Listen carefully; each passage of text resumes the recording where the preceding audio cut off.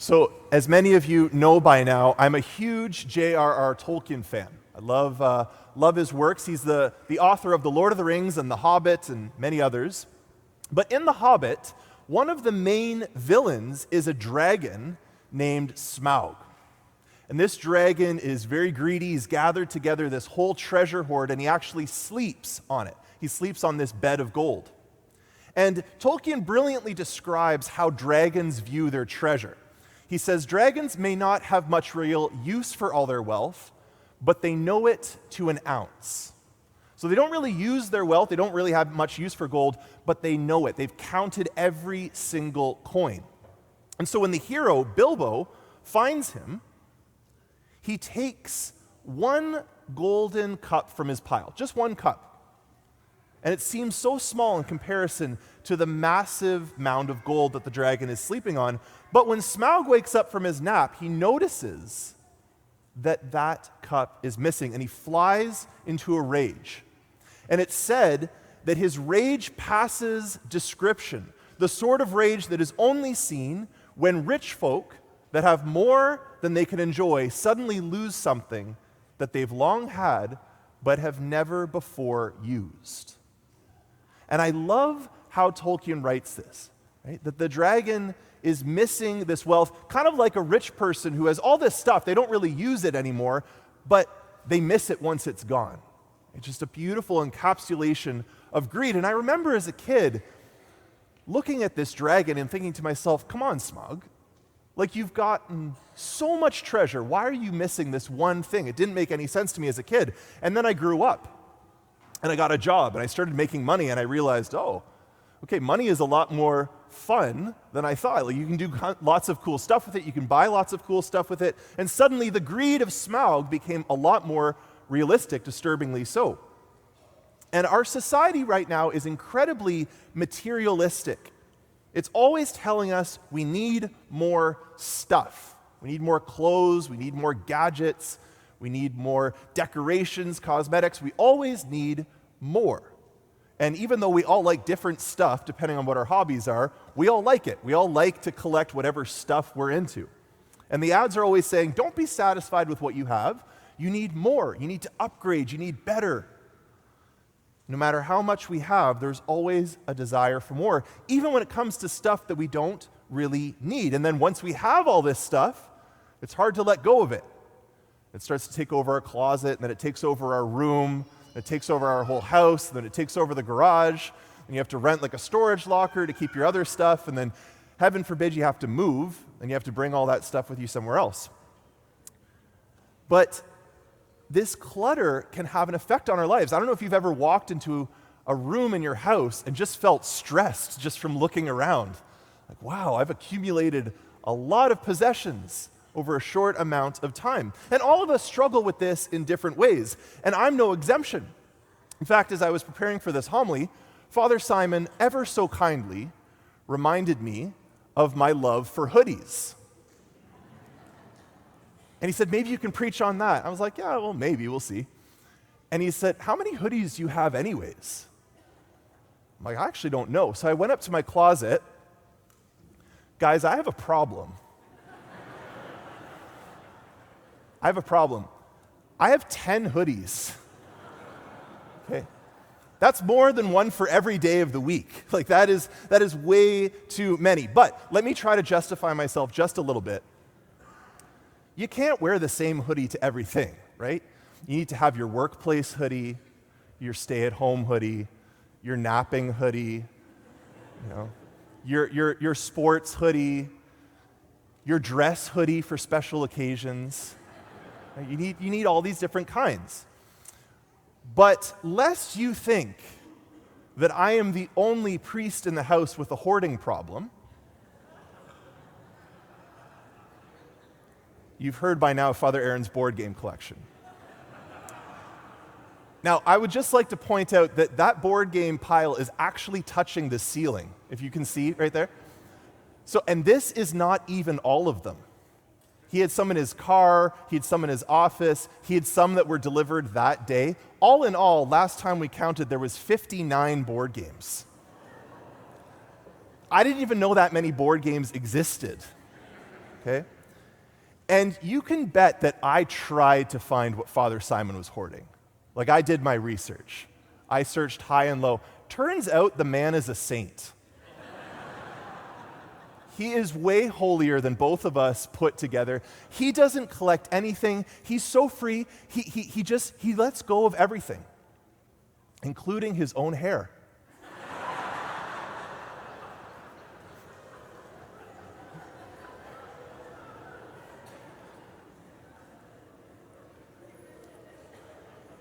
I can only make those jokes when he's not here, right?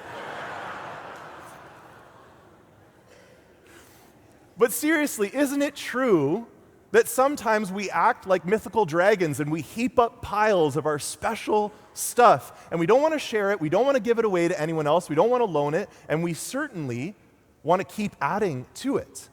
And this tendency is actually a temptation to the sin of greed.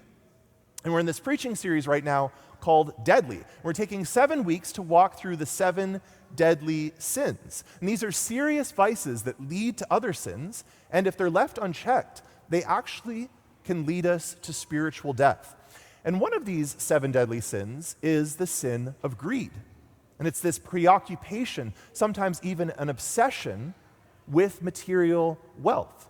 But despite greed's obsession with wealth, with riches, the sad reality is that greed always leaves us poor. Greed always leaves us poor. And we see that reality in the parable, in the story that Jesus tells the crowd. And he opens this story by saying, the land of a rich man produced abundantly. This rich man begins to collect all of this wealth, all of these crops. And what's his first reaction? Does he look up to God and say, God, thank you. Thank you that you've blessed my land. Thank you that it has produced so well. Now I have so much. I have extra. I can give to the poor. I can give to those that are needy. Now I don't have to work as hard because I already have so much saved up. Like, I can spend more time in prayer. I can draw closer to you in prayer. No, that's not what he does at all. He doesn't even talk to God. He speaks to himself. And he says, you have ample goods laid up for many years. So relax, eat, drink, be merry. His first reaction with all of his wealth is to say, great, I've amassed all of these possessions. I can live a life of comfort. I can get drunk and party and kick my feet back and just hang out and enjoy all of my wealth. And he has so much stuff that he has to tear down his old barns and build new ones in order to store all of this stuff. More. This man is consumed with greed. But even though he'd stored up all of these material possessions, ultimately his greed would leave him poor because he didn't know it, but that very night he was going to die and come before the judgment seat of God himself. And God, looking at this man, says, you fool. This very night, your life is being demanded of you, and the things you have prepared, whose will they be? Those are kind of harsh words from God. You ever read the Bible sometimes and you're like, ooh, ouch. God doesn't hold back. You fool. Why is this man a fool? Well, because in his greedy desire to become materialistically rich, he has ended up becoming spiritually poor. Think about it. His whole life, this rich man spent all of his energy amassing all of these possessions, but then at the moment of his death, they were all gone. He couldn't take any of them with him. He could not take 1 cent with him into the afterlife. He had no spiritual wealth. And so when he came before God, he came with empty hands. He had nothing. And this is why God calls him a fool, because he wasted his life on things that would not last.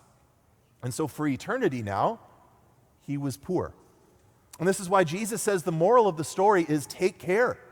Be on your guard against all kinds of greed, for one's life does not consist in the abundance of possessions. Basically, if you spend your whole life in greed, trying to store up earthly wealth, you will actually end up poor for all of eternity. And so my question for you is, what kind of treasure are you going to invest in? What kind of treasure are you going to invest in? Are you going to invest in earthly treasure? that passes away and you lose it as soon as you die? Or are you going to invest in spiritual treasure that will last and you will get to enjoy for all of eternity? The rich fool was greedy for a life of comfort, where he didn't have to work anymore. He could just sit back, eat, drink, have fun. Does that sound eerily familiar to some of our retirement plans? Right? Is this really what we're living for? Is this the goal of our lives, to just have a comfortable retirement where we don't have to work anymore and we can do whatever we want? The rich fool, he wasn't satisfied with his old barns. He wanted to build new ones. Are you someone who always has to have the new thing? When the next model of iPhone comes out, you just have to have it, even though your old phone is working perfectly fine. Or when a new clothing line comes out, you just have to throw out all your old wardrobe and bring in the new stuff. It always has to be upgraded, always has to be the best of the best. The rich fool always needed more. He didn't have enough room to store all of his stuff. Are you someone who has a life that is overrun with possessions, that your house is just running out of room from all the stuff that you have? Are you addicted to online shopping and just constantly filling your cart with things that you don't need? All of this is greed. It's greed. It's a deadly sin. And it's a twisted desire for material possessions that leaves us spiritually poor. Now, I just want to be very clear that I'm not saying that you need to stop saving for retirement or that you need to somehow go back to work if you are retired. I'm not saying that it's wrong to own possessions. I'm not saying it's wrong to steward your wealth well. That's actually good. All of those things are good. God has given us possessions. He's given us things. This is good. It's good to own things. But we need to be properly ordered with it. We can't let that supplant God and the more important things in life. What I am saying is that we need to learn how to live a life of simplicity. We need to train ourselves how to live more simply, how to live with less, especially living in such a wealthy country as we do. Because greed is always saying more, more, more. But simplicity says, have less in order to focus on what is more important. Right? Greed says, always have more. Simplicity says, learn how to live with less so that you can focus on what is more important than possessions. And so if you actively want to fight greed, if you really want to do the work and fight this sin, we all have to learn how to live more simply, and that just means we have to give away some of our possessions. We just have to learn how to live with less. I'm not saying we give up everything that we own, but we do need to learn how to give up some of the possessions that we hold so dear. And so here's just some simple steps that you can think about, that you can pray about how you can live more simply. So first, take stock of all of your stuff, like I did when I went to the closet and counted out my 10 hoodies. Okay? Go and count whatever your stuff is. It's makeup or tools or books or video games, whatever it is. And look at them and realize, do I really need all of these? And the answer is probably not. You probably don't need all of it. And so figure out, maybe we can all commit to figuring out 3 things that we're going to give away this week, just as a way of saying, I'm just going to surrender this. And don't be surprised that when you think of 3 things to give away, that suddenly all these anxieties begin to bubble up in your heart. Like, oh, what if I need it in the future? What if I run out? I'm wasting all the money that I spent on this. That's normal, right?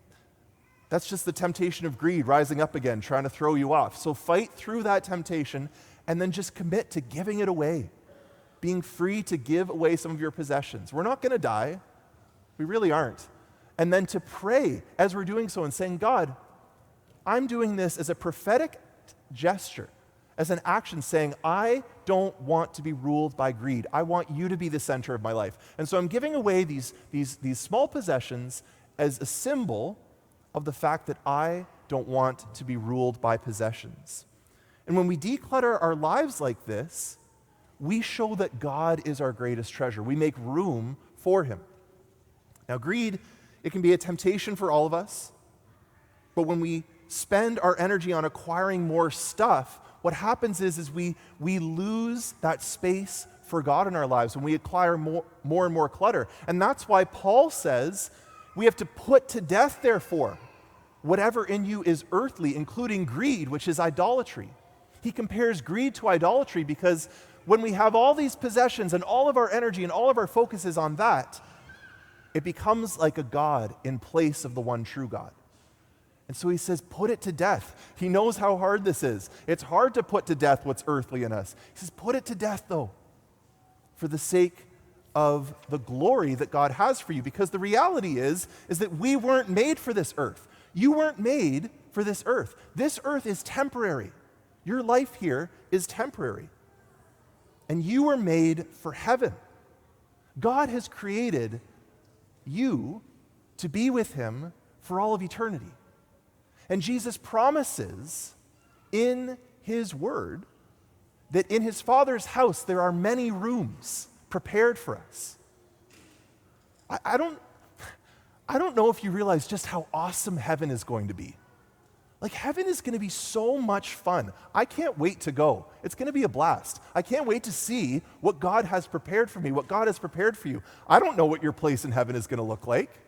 It's going to be amazing, whatever it is, because God, your Father, loves you, created you, designed you, knows your personality, knows you perfectly, and he's preparing a perfect place for you where you're going to be perfectly happy, perfectly joyful for all of eternity. It's like way better than any retirement plan we could think of here on earth. But of course, the greatest treasure of heaven is the fact that we get to possess God himself and be possessed by him.